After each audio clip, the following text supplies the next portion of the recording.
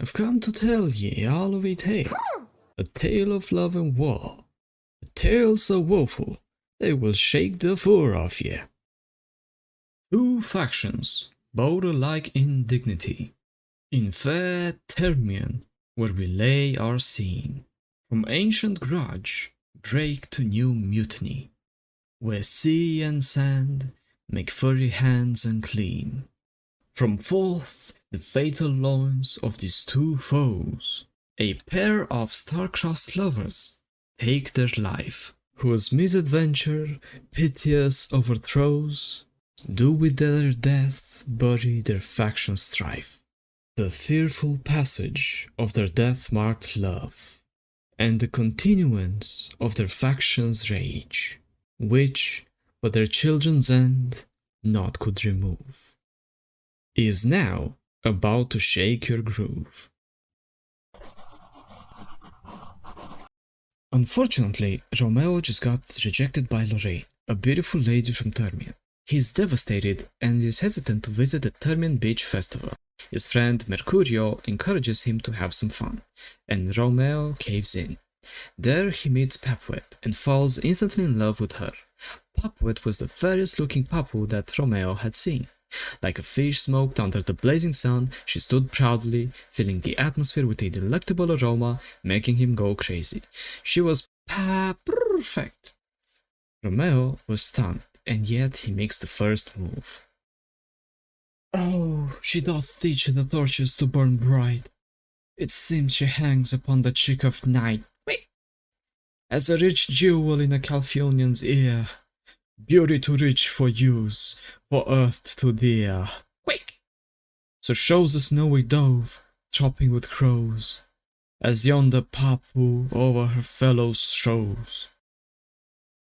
Romeo knew this was love at first sight, so he proclaimed his love in the night. The other Papus knew too well that underneath that mask lays a stinky Otter. The Papu fruit soldiers were ready to strike. Then they were halted by the Terrmian Beach festival might. It is a party, can't you see? We have no time for quarrel or hate next to the sea. If I profane my unworthiest paw, this holy shrine, the gentle sin is this. Quick! Good Otter, you do wrong your paw too much. For Papus have paws that other paws do touch. And so, Romeo and Papuet held hands at the festival. Papuet's friends were not too happy about it, and Romeo felt guilty for realizing he fell in love with a Papu. Yet in his sin, he found comfort. Just like young love, Romeo and Papuet had a push and pull, for the friends and family did not approve. Many moons have passed, and many will yet come, and yet the lovers kept still holding on. On a fateful day, Papuet visits Romeo with tears in her eyes. She seems distressed and in need of advice. It would be foolish to think that Papuet would do such a move without having something. Oh, Romeo, Romeo, wherefore art thou, Romeo? Deny thy fur and refuse thy name. Or, if thou wilt not, be but sworn by my love, and I'll no longer be a Papu. Shall I heal more, or shall I speak at this? Quick! 'Tis but thy name that is my enemy. Thou art thyself, though not an otter. And what's an otter? It is no paw, nor foot, no arm, no face, nor any other part belonging to a man. Oh, be some other name.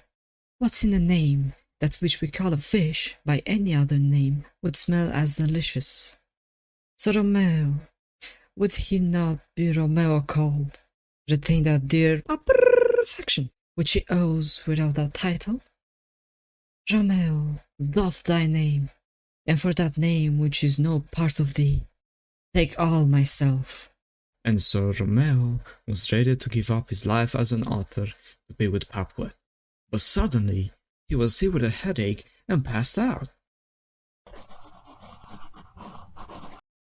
As I was gathering my crew for next adventure, I found Romeo passed on the beach.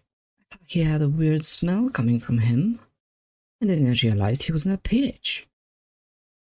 He ate too many shellfish skewers and started hallucinating.